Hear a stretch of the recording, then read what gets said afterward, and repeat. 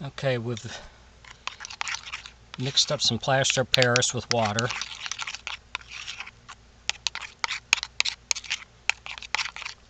I'm going to pour this over the back here so it will set.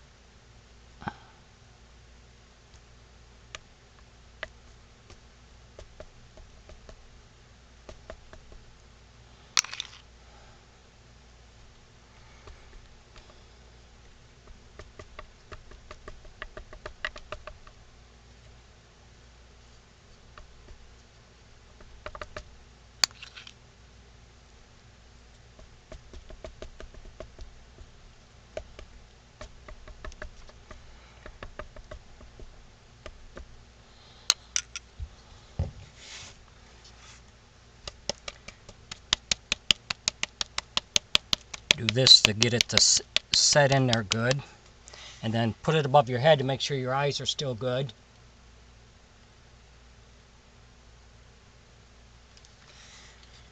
And then at this point we'll set this aside and let it harden, and then we'll be ready to put everything back together.